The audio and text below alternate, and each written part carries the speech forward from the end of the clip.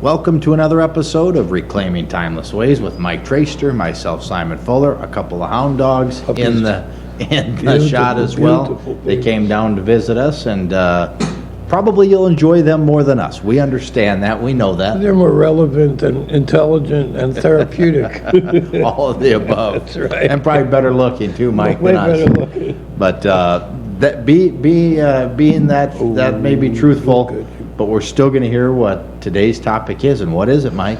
The deaf practitioner. Okay. So this is about people who are practicing medicine, chiropractic, physical therapy, counseling with the various umbrella terms over that, PhD, MSW, whatever. So the essential thing, what was it? There was a statistic that came out of Harvard Medical School a number of years ago. They said 80% of a competent diagnosis is listening to what the patient has to say. Sure. Okay. Wow. So which tells you a lot, but it leaves one thing out, and that is sometimes the patient can't talk because they're unconscious, and Sure. then medicine has to be practiced by labs and exam. But listening and paying attention is critical, Sure. right? It's not better; it's essential. So, if you have a practitioner of any of these things, dentistry is another one. They're distracted because they're exhausted, grieving, depressed, overworked, sick, right? They've gone through a personal crisis, or they're going through personal crisis.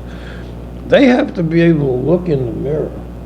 They have to be able and willing and actively doing this, look in the mirror and say, I am going through a lake of shit. I have to set that aside. I have to set that aside. I have a moral obligation to set that aside and spend the next 10 or 15 minutes focused on this patient. Yeah. Otherwise, I can't do my job As effectively, yeah. right. I'm dangerous if I don't do that. Might miss something. I will miss something, unless it's a hangnail. Yeah. I'm going to make a mistake, So, if they've got depression, unresolved outside issues, if they're a drug addict or an alcoholic, they have gambling issues. A lot of people in medicine have tempers. I was reading somewhere, there was an article once said that a lot of spousal abuse takes place between docs and their spouses. And part of it is they're entitled. So they're untouchable, right? Wow. There's that untouchability thing again, And then they come out in public and everything is all hunky-dory. Oh, hi, how are you? Meanwhile, boom, So it's not what it appears to be. Sure. Right? There's a lot of stagecraft. Disinterested, burned out. What about an older practitioner? Number one, they might just be tired and need a rest, right? Or number two, maybe they have a vitamin B12 deficiency. They can't focus. Or they have issues with their thyroid, right? Or their blood oxygen level isn't high enough because maybe their heart isn't working quite right, or their lungs aren't working right, or something. Or maybe they have a tumor, God forbid, So you look and you say, are your colleagues paying attention, right? Or are they just going, oh, well, he's just a phase, him, he's watching the birds up in the sky, he's in dreamland, Yeah. right? I think there's one doc who I'm thinking of who will remain unnamed. I think they went through a crisis, and I think they're out of it. But their ability to pay attention and focus was very weak. And there goes the child. Go on, Ben. It's very, very, very impaired, and they made some terrible mistakes as a result. They make mistakes because they make assumptions. They don't test their assumptions. They feel or act superior. I'm a physician. What's your what's your basis of knowledge? You know, this. Like they're looking with distaste, contempt, right? There's a lot of substance abuse among medical people. You know, for one thing, they've got toys available to them, Sure. and I don't know that they're any more mature statistically than anyone else. Sure. You know, so I think a lot of young docs are in a lot of they're exhausted. Yeah. You know, and they're in debt. If they're recently married, their spouse might think, oh, you know, we got a blank check. We need a second house? No. You need a domicile. Yeah. You don't need a second house. You need a Mercedes. Get a Ford Crown Vic. Spend $4,000 on it and make it beautiful and enjoy it for 10 years. And you pay your debts down, you know. So what do you do?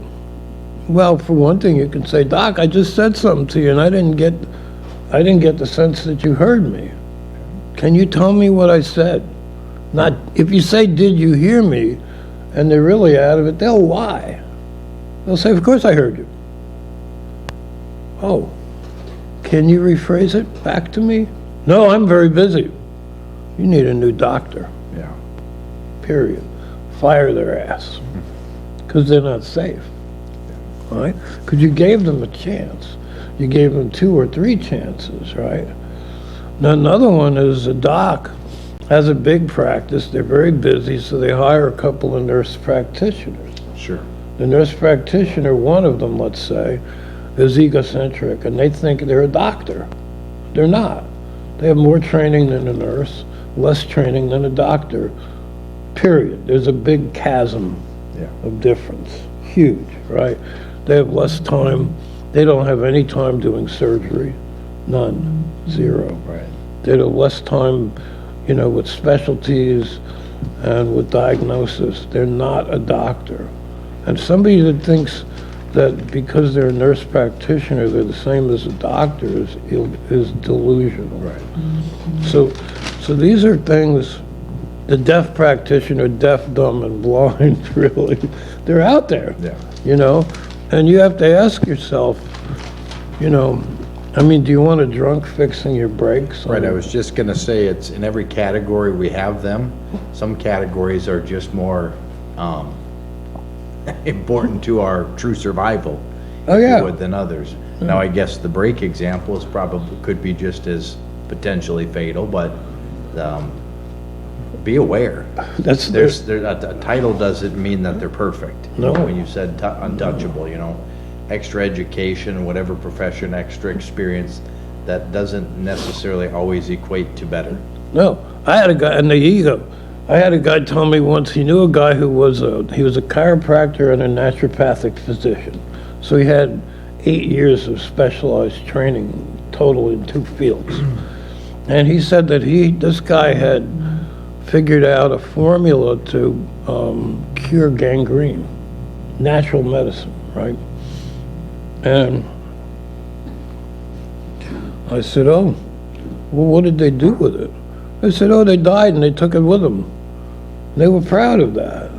And I'm like, well, how many lives were lost or limbs were lost because they didn't share it?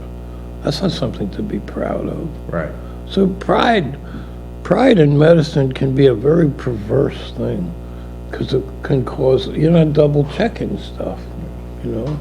There's a whole, I think I mentioned this to you once, and I do it in little bits and pieces. It's spattered throughout our conversations. There's a thing I want to do, maybe it might be too much to take in all at once. It's called As God Is My Witness.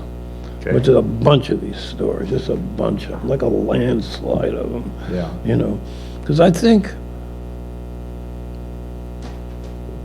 if you don't understand that the ground under your house is shifting and your house is built next to a cliff, you might figure it out when it falls off the cliff and you're in the living room watching your widescreen, Yeah. which is a little late, you know? So as God is my witness, talk about some of those things like Dr. Bob, who fell on his head, you know, and his doctor said, I don't have time for you. Yeah. You're done. You're going to wash dishes and be an idiot for the rest of your life. Not that a person that has a head injury is an idiot. I'm not suggesting that. Yeah. Don't infer that. But he was ready basically to flush this guy down the toilet, as God is my witness, Yeah. you know. So That's a wrap. that's a wrap. All right. Thank you, Mike. Thank you for joining us. We appreciate you taking each and every journey with us, and we wish you a fantastic day from the crew here at Reclaiming Timeless Ways. Take care. If your doc's not paying attention, tell them. If they're still not paying attention, ask them one more time and then fire them. Have a great day.